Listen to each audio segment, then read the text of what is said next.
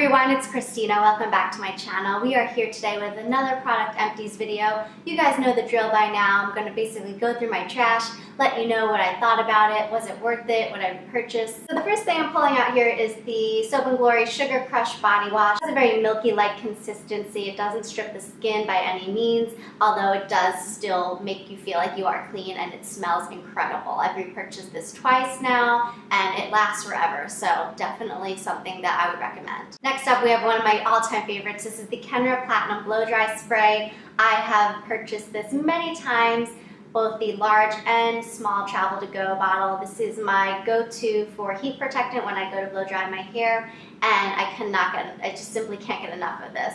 I get this at Ulta, and now they actually sell it online, which is amazing because they used to not for whatever reason. Okay, something I actually did not like, I probably would not repurchase, is this Urban Decay De-Slick Makeup Setting Spray. I've had this for a really long time, I think like 2 years now. I think this must have been in my first or second YouTube video that I ever made here, but I'm almost finished with it. I didn't finish it completely, but honestly this just makes me feel like I look a little bit shiny, a little bit dewy. The whole idea behind this is that it's oil control and it's going to like keep everything in place, which it does, but yet I still feel like it makes me look a little bit shiny when I wear this. So I'd rather just set my makeup with powder, and yeah, this is just not. Next up we have the L'Occitane Shower Oil, and I tried it, I liked it, but I didn't love it, and it was very expensive. It's not something I would see myself repurchasing. Also, the idea of cleansing yourself with an oil, although it was like extremely moisturizing, and I mean, I have to say I did enjoy it for the time I had it. It's not something I would go out of my way to get again. I prefer like a regular base soap. Sometimes you change your mind about a product, and this was one of them. I went through a whole tube of this First Aid Beauty Ultra Repair Lip Therapy, and it was kind of like a, what's it called, Vaseline type of moisturizer for your lips, but it didn't contain any type of petroleum. I'm not sure if I would repurchase this again just because of the price tag. It does have a really nice minty sort of flavor, but I think there's other things on the market you could get that are very comparable to this and cost probably a fraction of the price. This Fresh Sugar Face Polish was really, really nice, super gentle on the skin. It was one of those like physical exfoliators for your face, and it was made with strawberries, smelled amazing. It did feel like it sloughed off all the dead skin on my face, but I honestly have found something I think that's even more amazing than this, and I'm going to be showing that in a video very soon because it's like a total game changer for me. So this one, yes, it was nice, but Fresh is a very, very expensive line. So again, if you can't afford it, don't feel bad about not getting it because you can live without it, trust me. I've gone through quite a few mascaras lately. The first one is this CoverGirl Clump Crusher. I know this is a big favorite amongst a lot of YouTubers, but I don't know what it was. I think maybe because I poked myself in the eye with it and then it just really turned me off. The brush was like a very hard, like bristle, plastic type of applicator, which I typically like, but I don't know what it was with this one. It is sort of like curved and it just has a little bit of a scoop on it. Let me get a little closer shot for you. So this definitely separates the lashes very nicely as it claims, but for me, I kind of like a little bit more of a clumpy, more volumized look. I also tried out this Rimmel Scandalize, and I actually thought that this was somewhat of a dupe for the Too Faced Better Than Sex mascara. I'm gonna just get up on here to show you the applicator. It has a very similar applicator to the Better Than Sex mascara, but at the same time, I just don't think that the formula really compares to it. I don't know, I'm just not really a big drugstore mascara person. Like, I know a lot of people are, but for me, I kind of have like my favorites, and they just really haven't changed. Although I did pick up a drugstore mascara yesterday, it only cost like $3, and I'm kind of in love with it, so keep on the lookout for that. Moving on to a little bit more higher end is this Dior Show Iconic Mascara. And now, even though this is higher end, I did not like this one. This is something that people also bang on and on about. For me, it was just too natural looking. I go for a certain look with my lashes and very picky about it, like I just mentioned, and I just this didn't do it for me either. This gives a very natural look. It has that scooped sort of applicator once again. It's nice, it's just not something that I would typically reach for first on my vanity. And then this was the Clinique Bottom Lash Mascara, which actually dried up on me, so I didn't get a chance to finish it. But it's just this little itty bitty baby mascara wand, and it's for your lower lashes. It is definitely good because it's waterproof, and that's, you know, where you tear up. So it's effective, but would I repurchase this? Honestly, probably not.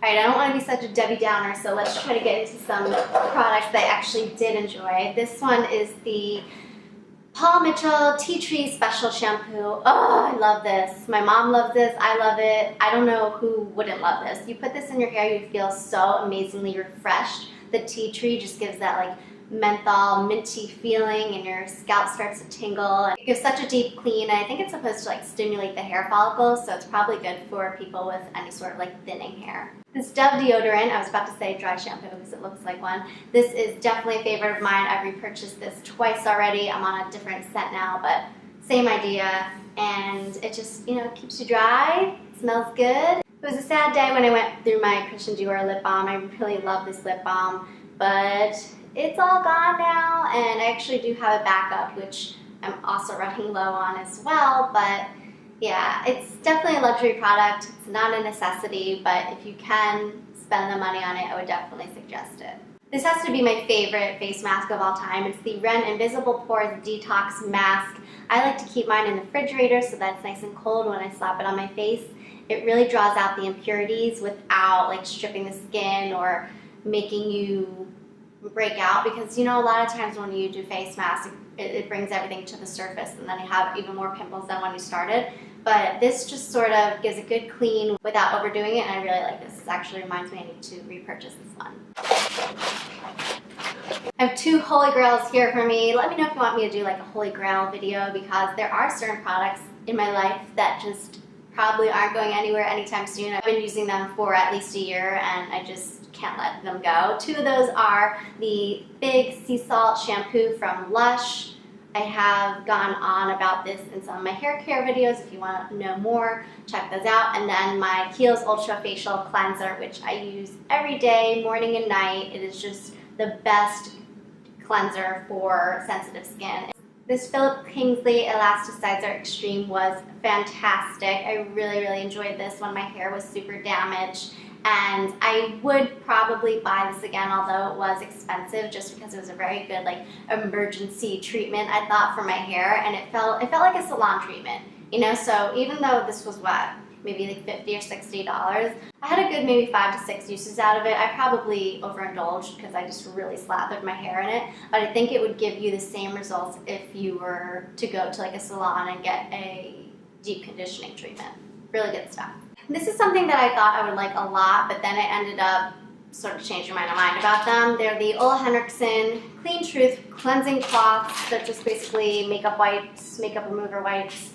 And at first I really liked them, but then I found that they dried out pretty quickly, so I didn't even really get to finish them. Like, I did finish them, but towards the end I just started using them to wipe off makeup swatches off my hand. Like, I didn't want to use them on my face. So when you first get them, they're going to be super saturated, really wet, like they smell great, they're non-irritating. You just have to use them up pretty quickly, otherwise they're going to dry out on you, and like they're not cheap.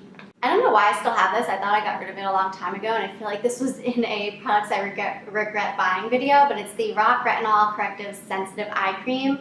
I used this for a couple of weeks or months, and it did absolutely nothing for me, so I just thought it was a complete waste of time and money. Ombre Vanilla? I'm not sure how to say this, but it's by Laura Mercier, and I absolutely adore the scent of this. I have it in the body butter. This was the shower gel. I have it in the perfume. I just, anything with this scent, like, I die over. I'm super sensitive when it comes to sunless tanning my face, and I tried this out by Avène because they're known to be like very skin friendly and no like harmful ingredients or anything. So this was a moisturizing self-tanning lotion for the face, but it didn't have any color guard or anything, so I essentially was just rubbing like this white lotion on my face. I didn't know where I was going, and I I really didn't like the smell that bothered me. So like for putting something on my face, I have to at least be able to tolerate the scent. Otherwise, it's just not going to work out. And this did not work out, so I cannot recommend this one. However, it did not break me out, which I guess is the main concern. So if you don't mind the scent, then I guess go ahead and give it a try. Although I got it in the shade Natural Tan. I don't know if it comes in any darker colors, but I really didn't even notice a difference on my face. Like I couldn't see the tan at all. So I don't know, not really worth it for me. This is the Bare Minerals Ready Foundation in the color Tan, I think it is, medium tan. I used this actually as a bronzer and it was really nice. It's just extremely old. Like I still have some in the pan there. But honestly, this is probably like 5 years old. I think it's just time to let it go because makeup after a certain period of time is just, it's just not hygienic anymore. Just a few more things. We are getting to the bottom here. This is the Dr. Alkaitis Organic Soothing Gel, and this is definitely like my secret weapon when it comes to cleaning the blemishes. I love this. The main ingredient is aloe and witch hazel. Really good stuff. I've repurchased this twice now, I think. It's essentially just an antibacterial tonic, and it's also really good for if you have any sort of like irritated skin, like if you waxed your eyebrows and it's red, you can go ahead and apply this and it'll really help soothe it. All in all, just a really well-made product in my opinion. This is a little lipstick I had from Lorac, and I don't think I have any lipsticks from Lorac, so yeah, this is just a really pretty corally shade, and I haven't quite finished it, but again, it's very, very old. I mean, I don't remember when I got this. It might have been like 6 years.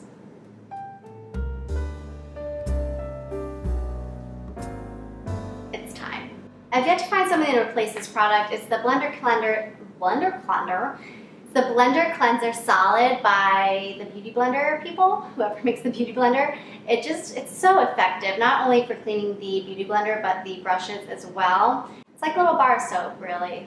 That's all it is, but it works wonders. This is just a little sample I got. It's the Kiehl's Midnight Recovery Eye Cream, and it pairs really nicely with the Midnight Recovery Oil, which I love. I use like almost every night. So this is just for the under eyes, and it was very soothing. I'm not sure if it like plumped them up or did anything special, but I don't know. I feel like there's no hope for my under eye bags unless I get some kind of filler or something. I apologize if you hear any beeping in the back. It's my dishwasher. I turned it off. I don't know why it keeps going off. Here it is. So this is the matte conditioner. It's just another lip balm, very similar to the First Day Beauty. This one had more of a like waxy texture, and this I actually didn't find hydrated in my lips. Like I would put it on and I felt like I needed to put more on 5 minutes later. So I would not, I don't think I would repurchase this. I'm not really into MAC like skincare or anything really other than their lipsticks and like concealers. But a brand that does rock in skincare, in my opinion, is the La Roche-Posay, and this was the Hydra Face Intense lotion slash serum. It kind of goes on like a serum. It's really, really lightweight. In fact, I feel like I need to repurchase this because I bought the Riche version of it, so it's like thicker, but now that it's getting warmer out, I want like a lightweight moisturizer. Ah! How much trash I have.